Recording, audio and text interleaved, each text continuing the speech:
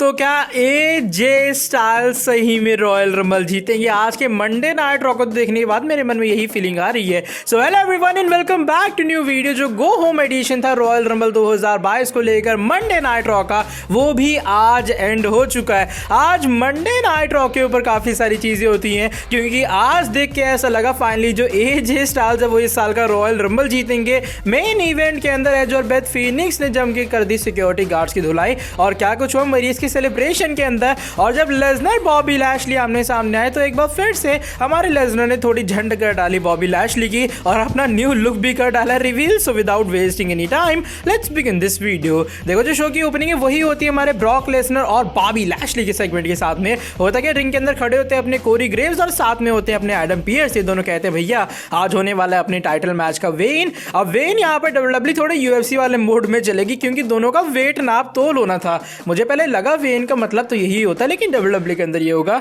इस चीज की मुझे उम्मीद थी नहीं। लेकिन फिर वहां से आ जाते हैं हमारे all mighty Bobby Lashley. Bobby Lashley भैया अपनी बॉडी शॉडी दिखाते हैं कि, और वही आप कह सकते हो उसमें होते हैं अपने जैकेट में, और आ जाते हैं रिंग के अंदर एमवीपी के साथ में। और उसके बाद यहाँ पर जो कोरी ग्रेव्स है वो अनाउंस करने चलते हैं। इसके बाद जो हमारा चैंपियन है उसका नाम ये है रेनिंग डिफेंडिंग ब्रॉक लेसनर। लेकिन वहां से पॉल हेमन आ जाते हैं। वो कहते हैं अरे अरे ये क्या हो रहा है, कोई मेरा यहाँ पर इंट्रोडक्शन कॉपी कर रहा है, तो मेरी तरह कॉपी करने का ट्राई क्यों कर रहे हो कोरी ग्रेव्स? जो मैं करता हूँ वो मैं करता हूँ, मेरी पोजीशन छीनने का ट्राई मत करना। अब लेडीज एंड जेंटलमैन, मेरा नाम है पॉल हेमन और मैं वेलकम करता हूँ आपके raining defending undisputed WWE champion of the world यानी कि ब्रॉक लेसनर का। वहां से लेसनर की एंट्री होती है, गेस व्हाट, लेसनर आते काउबॉय बनके। एक तो उनके कपड़े थे ही पहले वैसे, ऊपर सब सिर के ऊपर टोपी रख लेते काउबॉय वाली। एंट्री के टाइम पे साथ ही में अपने नया लुक भी दिखाते हैं, वो अपनी टोपी ऊपर से हटाते हैं। और भाई हम देखते हैं लेसनर ने एक पतली सी चोटी रख ली, यानी कि बाल एक बार फिर से उन्होंने थोड़े बहुत कटवा डाले, थोड़े का सभी कटवा डाले,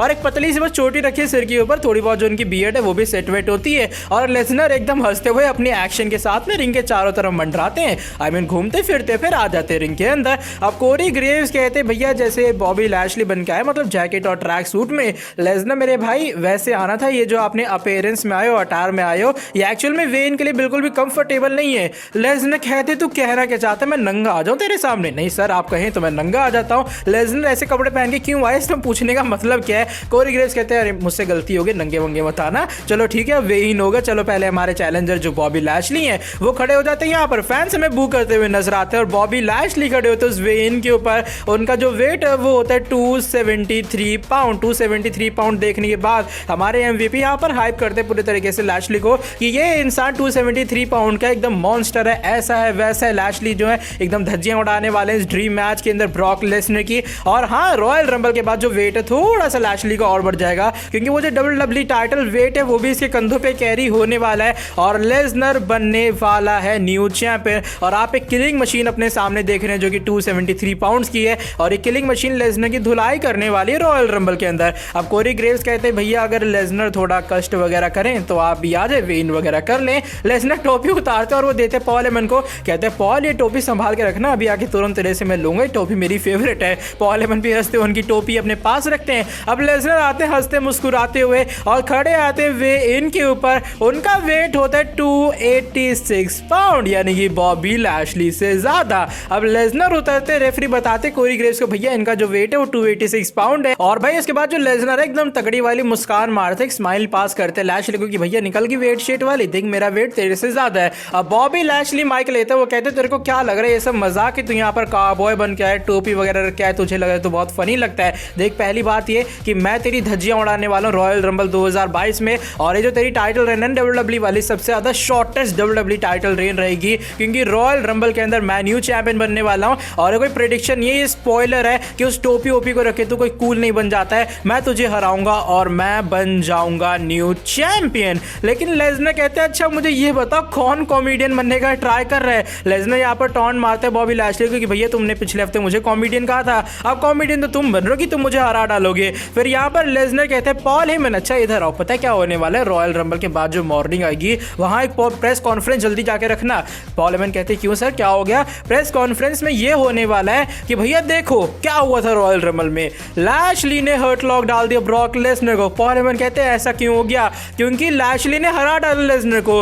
और ladies and gentleman, royal rumble के बाद वेलकम वेलकम करना आपके new raining defending WWE champion का, जो कि है बॉबी, लेकिन बॉबी हु, और एक बार फिर से खिल्ली उड़ा डाली लेसनर ने। हंसी खुशी जाते रिंग साइड के ऊपर बॉबी लैशली एकदम गुस्से में भाई रिंग में आग बबूला हो रहे होते हैं और लेसनर हंसते मुस्कुराते हुए WWE चैंपियनशिप के साथ चले जाते हैं रिंग साइड के ऊपर। आगे से ओवरऑल सेगमेंट काफी कमाल का था, स्टार्टिंग से लेके एंडिंग तक गोरी ग्रेज वाली जो चीज है वो भी अच्छी लगी, लेकिन शायद एक ब्रॉल ऐड होना चाहिए था एटलीस्ट इनके पूरे फ्यूड के अंदर, लेकिन फिर भी मेरे हिसाब से वेन वाली चीज ठीक ठाक सी थी, लेकिन अगर ब्रॉल होता तो शायद मजा अलग आता। साथ ही में एजे स्टाइल्स का भी शो के ऊपर मैच होता, और ऐसा मैं क्यों आज कह रहा हूं कि लगे ऐसा रहा है कि एजे स्टाइल्स रॉयल रंबल जीतेंगे। देखो एजे स्टाइल्स और ऑस्टिन थ्योरी का मैच होता है और WWE एक वीडियो पैकेज दिखाती है जहां पर विंस मैकमैन बताते हैं उनका अपोनेंट होने वाला है एजे स्टाइल्स, फिर ऑस्टिन थ्योरी एक एक करके सारी अचीवमेंट गिनाते हैं एजे स्टाइल्स की। फॉर्मर WWE चैंपियन रह चुके हैं, फॉर्मर यूनाइटेड स्टेट्स चैंपियन रह चुके हैं, फॉर्मर इंटरकॉन्टिनेंटल चैंपियन रह चुके हैं, ग्रैंड स्लैम चैंपियन है WWE के,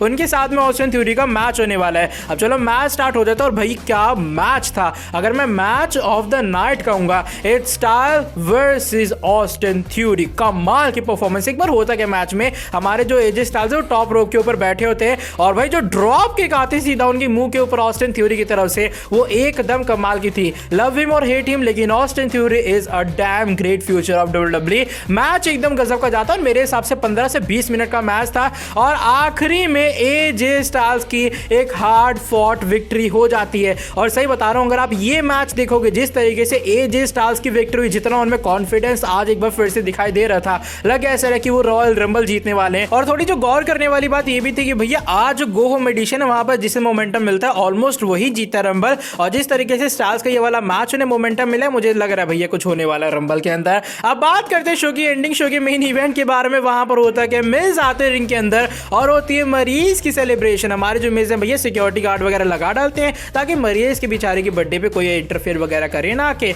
और उसके बाद जो मिज है मरीज का वेलकम करते हैं। मरीज आते हैं रिंग के अंदर और मिज बताते हैं उनका आज हैप्पी बर्थडे वगैरह, उन्होंने काफी तगड़ी उनके लिए तैयारी की है और सबसे पहला जो गिफ्ट है उनके लिए एक पेंटिंग होती है जहां पर हमारे राजा महाराजा बने होते हैं मिज, और साथ ही में उनके क्वीन खड़ी होती है यानी कि मरीज। मरीज कहती है भैया ये फोटो देख के मुझे अपने वैल्यू और भी ज्यादा पता लगी, और जो मिज है तुमने एकदम मुझे खुश कर डाला। मिज कहते हैं प्यार से बढ़कर कुछ भी नहीं है मरीज, और मैं तुमसे बहुत ज्यादा प्यार करता हूं। अब प्यार शेयर वाली बातें होती रहती है, फिर जो एक एक करके मिज है हमें एक और प्रेजेंट देते हुए नजर आते हैं मरीज को, और मरीज भाई खुश होके वो हो जाता है ठीक है रिंग के बीचों बीच में। उसके बाद में एक और गिफ्ट पड़ा होता है बड़ा वाला येलो कलर का रिंग के बीचों बीच में। मिज कहते हैं मरीज तुम्हें मेरे लिए गिफ्ट लाई हो। मरीज कहती पागल हो गए क्या, बर्थडे मेरा गिफ्ट मैं क्यों लाऊंगी। फिर मिज बताते लगे ऐसे रहे कि इस बर्थडे में कोई झोल है, क्योंकि ये जो गिफ्ट है ना मैं लाया ना तुम लाई हो, इसलिए सिक्योरिटी जल्दी आओ रिंग के अंदर देखो इसके अंदर क्या है। अब भाई जो सिक्योरिटी गार्ड है बेचारा डर डर के खोलता है उसे किसी तरीके से, और हम लोग देखते हैं वहां पर जो ईंट मारी थी बेथ फीनिक्स से वो वाली एकदम आप कह सकते हो चुनवा दी जाती है। और मिज कहते हैं तुम्हें क्या लगा इसमें से कोई बंदा बाहर निकलेगा वो हम पर अटैक करेगा, ऐसा कुछ नहीं होने वाला है, मेरा गिफ्ट था ये वो ईंट है जो कि मारी थी मरीज ने सीधा बेथ की पीठ के ऊपर बता दिया था कि कौन जीतने वाला है रॉयल रंबल में। अब चलो वो सब छोड़ो, आज मरीज का बर्थडे, हम लोग मूड ज्यादा खराब करेंगे नहीं, इसलिए अपने गले और फेफड़े दोनों फाड़ के जल्दी से मरीज की सेलिब्रेशन करो और हैप्पी बर्थडे मिस सभी मेरे साथ कहेंगे, और बू वगैरह कोई नहीं करेगा। अब मिस यहाँ पर गाते हैप्पी बर्थडे मरीज, लेकिन एंट्री हो जाती है वहां से हमारे रेटेड आर सुपरस्टार एज और बेथ फीनिक्स की। यहाँ पर एज कहते कि भैया देखो सिक्योरिटी वगैरह आज तो तुमने लगा ली, लेकिन रॉयल रंबल के अंदर तुम्हें मुझसे और एकदम गुस्सैल बेथ से कोई भी बचा नहीं पाएगा, और आज सिक्योरिटी गार्ड वाले भी हमें रोक नहीं पाएंगे। अब एज और बेथ फीनिक्स जमकर धुलाई करने लग जाते हैं सिक्योरिटी गार्ड्स की, और बेचारे सिक्योरिटी गार्ड को तो एक भैया जो टर्नबकल पोस्ट वगैरह होती है उस पर दे मारते हैं। रिंग के अंदर वो लोग आते हैं सिक्योरिटी गार्ड को जो है हमें बर्थडे केक के ऊपर पटकते हुए नजर आते हैं। मिज और मरीज रिंग साइड के ऊपर भाग जाते हैं और कुछ इस वे में हमें मंडे नाइट रॉ एंड होता हुआ नजर आता है। शो के ऊपर जो यूएस टाइटल मैच होना था ना प्रीस्ट और केविन ओवंस का, वो डिस्क्वालिफिकेशन में एंड हो जाता है जब डेमियन पीस काफी गुस्से में आ जाता है और केओ की डिस्क्वालिफिकेशन से विक्ट्री हो जाती है। इसके अलावा शो के ऊपर आज ज्यादा कुछ खास हुआ नहीं था। बेकी लिंच ड्रू ड्रॉप के बीच में हमें एक बार फिर से एक प्रोमो सेगमेंट दिखाई देता और थोड़ी बहुत ब्रॉल होती बैक स्टेज के ऊपर, और साथ ही में एलेक्सा ब्लिस का एक बार फिर से वही भूतिया सेगमेंट एयर ऑन हुआ मंडे नाइट रॉ में। तो भाई क्या सोच रहे हैं इस पूरी चीज के बारे में। और हाँ आहार के ब्रो उनका भैया स्पेलिंग का टेस्ट होता है, वो तो मतलब एक फनी सेगमेंट था। और रैंडी ऑर्टन और चैट गेबल का मैच भी आज एकदम कमाल था जहां पर ऑर्टन की हमें विक्ट्री दिखाई दी जाती। तो भाई ये था आज की मंडे नाइट पूरे रॉ का छोटा सा प्रीव्यू या फिर छोटा सा रिव्यू। अगर ये वाली वीडियो पसंद आई तो फटाफट से कर देना नीचे वीडियो को लाइक। आपके हिसाब से कैसा मंडे नाइट रॉ था और वो कोरी ग्रेव्स वाली लाइन को लेकर क्या ओपिनियन है है। साथ ही में जो लोग चैनल पर न्यू है, सब्सक्राइब नहीं किया, सब्सक्राइब कर देना चैनल को, बेल नोटिफिकेशन को ऑन कर देना। मिलता हूं आपसे आके नेक्स्ट वीडियो के अंदर बहुत ही ज्यादा जल्दी। Till then bye bye, take care.